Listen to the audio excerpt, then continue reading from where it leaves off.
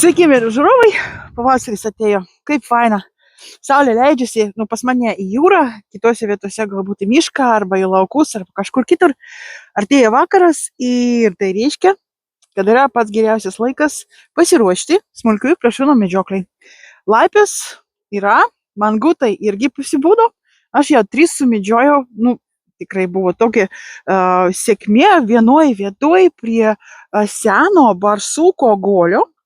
Buvo 3 mangutai ir visus 3 sumedžiojau, bet vienas buvo nežiotas, vieną gavau labai graži, bet trečias įkrito į uolą, negalėjau ištraukti, labai gaila.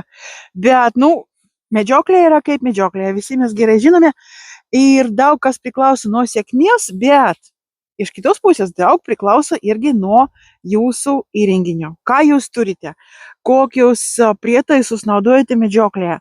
Ir dabar šiais metais ypač daugelis gamintojų pristato multispektrinius žiūronus. Ir šiandien aš turiu vieną tokio gamintojo, tikrai gerą naują produktą, kas vadinasi Hikmikro Habrok.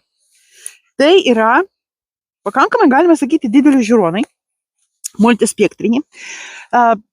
Kada aš jau gavau, galvojau, visų pirmiausia, aš pastebėjau tai, kad yra mygtukai labai dideli, matote. Kokie mygtukai yra, labai tamsoje, labai paprasta.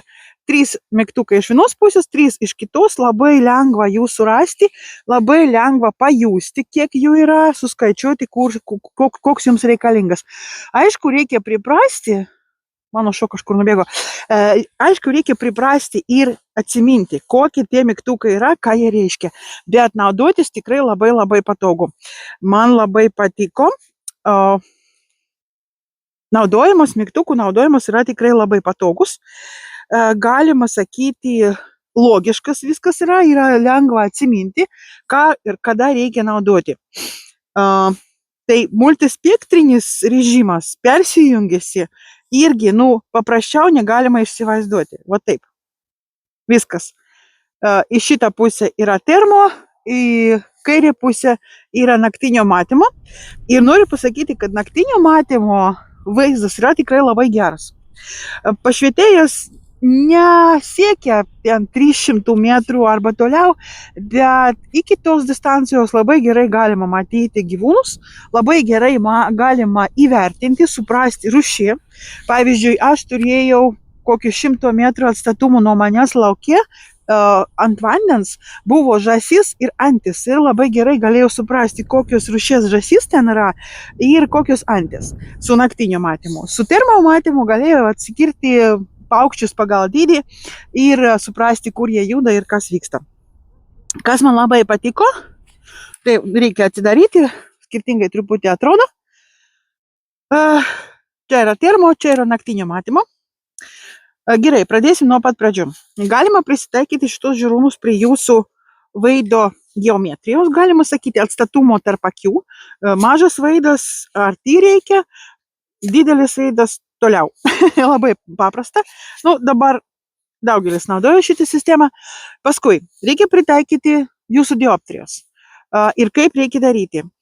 Jeigu dabar mes turim žiūronus, tai kiekvieną akį reikia pritaikyti atskirai. Uždarote vieną akį, žiūrite čia ir jūs turite matyti tekstą ir piktogramas ekrane ryškiai. Tai jūs susukate šitą žiedą iki to lygmenio, kada jūs galite matyti piktogramas ir tekstą labai gerai. Kada jūs pritaikote dioptriją, nereikia žiūrėti į gamtą, į kažkokią ten gyvūną arba krūmus arba kažką kitą. Ir tą patį reikia padaryti su kita akimi, tai uždarote kitą akį, žiūrite per okuliarą ir žiūrite į piktogramas ir tekstą. Hikmikro ten yra parašyta ant ekrano. Toliau važiuojam. Dengtukai labai geri, netrukdo, prarasti negalima. Uždarosi irgi gerai, viskas faina. Tai yra irgi labai toks svarbus dalykas, nes galima prarasti ir tada jūsų okuliarai nėra apsaugoti. Ir jeigu jūs neturite dėžę šitiems žiūronams, tai gali būti pavojinga lėšams. Toliau, įjungiam. Nelabai greitai išjungiasi. Kas ten vyksta? Aha, yra saulės spindžia, nelabai gerai galiu matyti, kas ten yra. Įjungėsi. Gerai. Neturim baterijos. Labai gerai. Buvau medžioklėje, todėl išsikrovė. Išjungs. Per 5 sekundės išjungiam. Tuoj aš paimsiu baterijas ir iškart jums parodysiu, kaip jas pakeisti. O tokias baterijas turim. Pakrovėjas eina kartu su žiūronais. Tai yra Hikmikro gamintos baterijos, 4 komplektai yra. Ir dabar pakeisime. Čia mes matome, turi būti uždaryta. Čia mes matome, čia reikia įdėti baterijos. Atidarome, dabar nėra raudona, atidarome. Paskui atidarome va taip ir toliau atsargiai galima ištraukti su tokia juostelė, galima ištraukti bateriją, pakeisti ir uždaryti. Uždaryti ir nepamiršti pasukti šitą. Viskas labai yra paprasta. Atidarome. Juostelę ištraukiame. Matote, tokia juostelė čia yra. Ir paskui dedame atgal. Viskas. Tai galima padaryti irgi tamsoje. Man atrodo, nėra labai sudėtinga. Tik reikia atsiminti, kaip reikia įdėti baterijos, bet ten galima irgi pajusti. Tai va. Ir įjungiam. Dar kartą.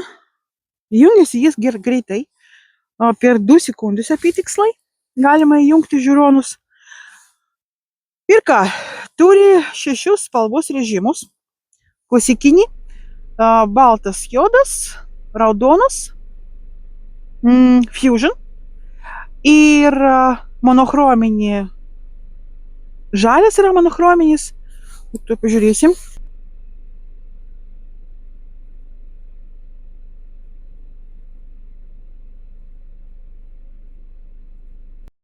Naktinio matymo režime galima. Ir žinote, kas yra pats geriausias? Aš galiu dabar matyti visą aplinką su visom spalvomis. Viskas yra kaip su paprastais žiūronais. Ir ryškumas yra natūralus. Jeigu jūs turite gerus žiūronus ir žiūrite per juos, dabar vakaro, dar ne prieblanda, dar yra šviesu, bet žiūrite per paprastus žiūronus arba per tokius, tai didelio skirtumo nėra. Labai svarbu yra paminėti, kad nakties matymo režime galima pakeisti 3, galima sakyti, spalvų režimus. Yra žalias, yra geltonas, yra dienos režimas, kas veikia, kol yra šviesu. Iki prieblandos galima matyti dienos režime su spalvomis, su visa kita. Ir kas yra pats geriausias, tokiam režime jūs galite pritraukti vaizdą. Skirtingai nuo paprastų žiūronų, su šitais žiūronais jūs galite pritraukti ir apžiūrėti tą gyvūną arba kitą objektą arčiau. Pamiršau, kad mikrofonas yra tokia. Tai va, šitas vaizdas man labai patinka. Ir kas yra gerai? Galima pritaikyti šitos žiūronus naudotojams su akinimis arba be. Galima pritaikyti tą dioptriją, o paskui čia buvo tas režimo pakeitimo žiedas, o čia yra ryškumo žiedas. Ir jūs galite labai lengvai su vienu pirštu pritaikyti tą ryškumą. O dabar su akinėmis irgi yra patogu įprastai žiūrėti. Labai gerai galima matyti visus namus, kas yra kažkur toliau. Jokių problemų nėra. Pamatyti karvės. Karvės nuo manęs būtų kažkoks, kilometras tikrai būtų. Ir aš galiu jas matyti. Tai pažiūrėsim taip. Labai man patinka. Tikrai graži. Spalvos yra gražios, natūralios, labai tikrai gražus vaizdas. O per naktį aš irgi patikslinau. Ir per naktį labai gerai galima matyti. Jis kažką surado ir dabar ėda. Ką jūs galvojate, ką jis surado? Šerno nosį. Galima matyti, kad buvo nupjautas. Aš atsimenu, čia buvo išmestas šerno liekanos. kas nėra labai gerai, buvo pranešta valstybinė maisto ir veterinarijos tarnybai, kad jie surastų kaltininką ir sutvarkytų. Nu tai va, nu čia tokia vieta, kur nėra būrelio plotų. Pas mus Latvijoje yra tokios vietas, kur nėra medžioklės plotai, todėl, kad yra sutartis sistema, bet tai yra kita tema. Į mūsų YouTube kanale yra įrašas apie tai, kas būtų, jeigu atsisakytų Lietuva nuo savo dabartinės medžioklės plotų sistemos ir perėtų prie sutartinės. Tai tikrai daug problemų gali būti. Nu tai va, bet dabar grįžtam prie žiūronų. Žiūrim, ką turim, ką žiūrim. Na ir va, labai geras, man patinka dalykas toks, kad galima naudoti su akinėmis arba be. Pavyzdžiui, jeigu su akinėmis, tai jūs naudojate be šitų saugiklių, jeigu su akinėmis, tai galima pakelti tos saugiklis ir jos ribos šviesos patekimą į akis. Na va, gerai, varom toliau. Nu gerai, tai matėt, labai lengva su šitą mygtuką pakeisti spalvų režimą. Šitos strėlės, jeigu nėra įjungtas meniu pasirinkimas, jūs galite priartinti arba atstumti vaizdą. Nėra skirtumo ar naktinio, ar termo matymo režime. Su šitą mygtuką galite pamatuoti atstatumą. Labai gerai jis matuoja, aš bandžiau toliau, nei 800 metrų nepavyko, bet arčiau galima. Bet viena problema yra tokia, kad reikia labai ramiai laikyti rankas. Jeigu dreba tas žiūronas, tai kuo didesnis atstatumas, tuo sunkiau yra išlaikyti tą tašką, kad pamatuoti atstatumą iki konkrečios kažkokios vietos arba konkretaus taikinio. Gerai, tai foto video, aišku, ir ant šito mygtuko irgi yra meniu. Ant šito mygtuko ir yra mažas pasirinkimas, tai mes pažiūrėsim, ką mes čia matome. Ok, mažas, tai yra vaizdo apšvietimas, ryškumas, pašvietėjo jėga ir, žodžiu, viskas, kas susijęs su vaizdo kokybė ir tai, ką jūs matote ekrane. Ir jeigu mes paspaudžiam ilgai, tai turėtų atsidaryti. Ne, kur yra? Kažkur yra. Irgi ne, tuoj surasiu. Gerai, sumaišiau truputį. Tai paspaudžiam meniu. Atsidarosi mažas pasirinkimas, kur pačiam gale yra visi advanced settings. Kaip tai pasakyti, žodžiu, ten viskas yra, ką jums reikia. Dar kartą paspaudžiam meniu mygtuką ir atsidarosi didelis pasirinkimas, kur yra visa kita. Tai galima pasirinkti, ar vaizdas yra šiltas ar šaltas. Gerai, tai ok, toliau. Lazerinis tolimatis, balistinis kalkuliatorius yra. Spaudžiam balistinį kalkuliatorių ir mes turim 1, 2, 3, 4, 5 profilius. Tai reiškia per programėlę, kurį jūs galite atsisiųsti iš interneto, jūs galite savo žiūronuose pritaikyti 5 ginklų profilius sudaryti. Reikia įrašyti kalibrą, reikia įrašyti municijos rūšį ir kitus visus duomenys ir paskui jūs galėsite šitos žiūronus naudoti balistikos skaičiavimui iki jūsų taikinio. Tai labai irgi geras dalykas. Toliau. Nu čia galima dabar pasirinkti, ar yra muo, ar yra metrai arba jardai. Visko čia yra, balistiniam kalkuliatoriui yra daug irgi skirtingų dalykų, kuriuos jūs galite įrašyti. Čia net yra oro temperatūra ir aukštis, kaip aukštai jūs esate nuo jūros lygmenio. Zero range Žodžiu, čia visko yra labai daug. Balistinis kalkuliatorius. Einam toliau. Ryšys, tai internetas, aišku. Čia galima per šitus žiūronus galima žiūrėti, ką jūs turite sufilmavę ir kokias nuotraukas esate padarę. Nu, aš turiu čia du albumus, galerijas, kurias galiu apžiūrėti. Tai irgi naujovė, galima sakyti, tokia.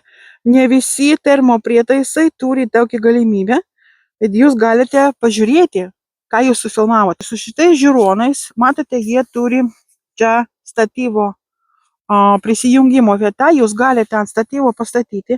Plokštelėje, pavyzdžiui, jeigu sėdite, galite naudoti tolimatį, galite naudoti balistinį kalkuliatorių ir galite įjungti ir filmuoti jūsų medžioklę. Ir paskui, kad galėtų išanalizuoti, kaip ėjo šūvis, kas vyko, ypač jeigu nepataikėt arba gyvūnas pataikėt ir gyvūnas nubėgo, jūs galite iškart pažiūrėti video įrašą ir suprasti, ar pataikėt ar ne. Ar reikia eiti ieškoti, kur buvo pataikymas, kokia yra tikimybė, kad jis guli kažkur už 100 metrų ar 200 ir galbūt nuėjo toliau ir reikia skambinti kraujo siekių savininkui. Tai labai geras dalykas. Dar išjungysi, pažiūrėsim, kas ten dar yra. Gerai, zoomas, viskas aišku, spalvas. Nu, žodžiu, čia visokie audio ir visa kita. Hot tracking, pavyzdžiui, yra toks hot tracking. Toks režimas, jeigu jūs įjungiat, aš nenaudoju, bet galima įjungti hot tracking. Tai reiškia, kad jis gali atskirti pats, kur yra gyvas šiluma, kur ne. Pavyzdžiui, ten akmuo saulėje sušilęs arba zuikis sėdi. Ir žiūronai gali atskirti ir dar, jeigu aš teisingai atsimenu, tai yra galimybė palikti šitos žiūronus įjungtus ir jeigu ten gyvūnas kažkoks ateina, jie atsiųs jums pranešimą, kad tikrai yra kažkoks judesis, pavyzdžiui, gyvūnų viliojimo vietoje, arba jeigu jūs medžiojat kažkokius plėšrūnus prie masalo, tai irgi jis jums praneš, kad yra kažkoks judesis. Nu tai va, yra labai daug fainų dalykų. Šitie žiūronai turi su savim tokį juostelį, jūs galite pakabinti ant kaklo, kad nereikėtų laikyti rankoje. Tikrai patogus ir žinote, kas yra pats geriausias dalykas, man labai patinka. O čia, pavyzdžiui, dabar aš turiu juos laiku vertikaliai ir jie yra išjungę.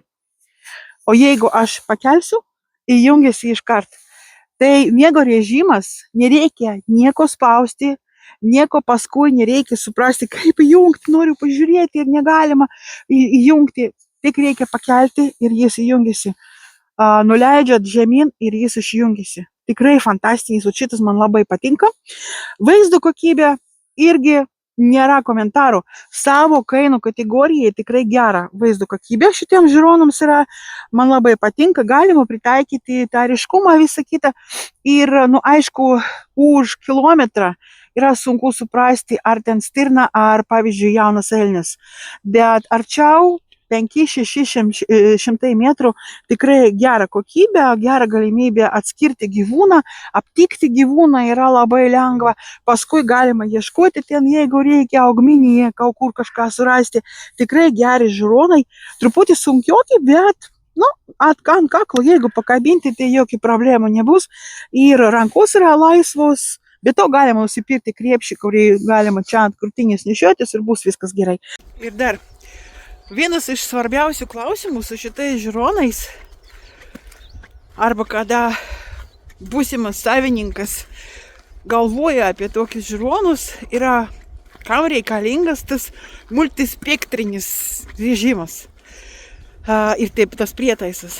Tai dienos metu su šitais žiūronais jūs galite matyti viską kaip su optiniais. Ir kas yra labai svarbu, tas vaizdas yra tikrai natūralus, net jeigu jūs greitai norite peržiūrėti jūsų plotus. Nėra ten kažkokio trukdymo arba strigimo arba kažką tokio. Bet naktį, kada yra tamsu, nakties režimas yra labai svarbus artimoje distancijoje įvertinant gyvūną. Pavyzdžiui, artėja vasara, prasidės stirninų medžioklė ir pats pagrindinis klausimas yra, ar galima matyti ragus. Tai su termo prietaisa jūs galite labai greitai aptikti, kur gyvūnas yra. Pavyzdžiui, jeigu yra toli, jūs galite įvertinant vėją ir visas kitas aplinkybės prisėlinti ir tada, pavyzdžiui, vasaros vakarė kažkur laukti tą gyvūną, kada jis išeis. Bet jeigu jūs esate bokštelėje arba palaukime kažkur ir gyvūnas ateina pas jūs, tai pats geriausias, pats didžiausias privalumas yra tai, kad persijungiant žiūronus į naktinį režimą, jūs galite labai gerai matyti ragus. Jeigu su termo prietaisa kažkokiu priežasčiu dėl su termo režimą, kažkokiu priežasčiu dėl jūs negalėsite pamatyti tos ragus, įvertinti, suprasti, kas ten yra, tai su naktinio matymo režimą jūs būtinai galėsite labai gerai įvertinti gyvūną, stirniną arba elnę, arba šerną, pavyzdžiui, jeigu reikia apžiūrėti, todėl kad su termokamera jūs nematysite patino iltis, o su naktinio matymo režimą būtinai galėsite įvertinti amžį, trofėją ir visą kitą. Todėl yra reikalingas toks multispektrinis įrenginys, kad jis jums suteikia galimybę medžioti ir įvertinti laimikį bent kokioje situacijoje, nepriklausant nuo paros metu, nuo oro sąlygų ir visa kita. Tikrai faina, man labai patinka. Ypač tas dienos režimas. Nereikia optinį binoklį jums nešioti su savimi optinius žiūronus, bet jūs galite naudotis multispektriniais žiūronais. Ir kas yra pats svarbiausia, su paprastais optiniais žiūronais jūs negalite pritraukti vaizdą, o su šitais galite. Tikrai faina. Man labai patinka šitą galimybę, nes aš su akinėmis ir daug yra tokių medžiotojų, kas turi nešiotis akinės.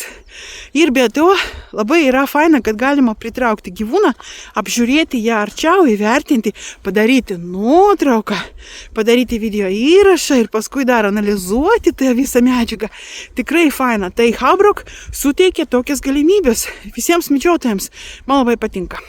Nu tai va, tai Hik Micro Habrok. Tikrai faini žiūronai, man tikrai labai patinka ir galiu patarti ir jums nusipirkti, nes nelabai brangi, palyginant su kitais kažkokiais modeliais, tikrai geras daiktas. Ir, na ką, aš važiuosiu medžioti, nežinau kaip jūs. Sėkmės, geros nuotaikos, taiklų šūvių ir medžioklėje valio. Ir nepamirškit, prenumeruokite žurnalą Medžioklė ir prenumeruokite mūsų YouTube kanalą. Būkite kartu su mumis, nes jūsų pagalba, jūsų palaikymas mums yra labai svarbus. Ačiū ir iki kitų kartų.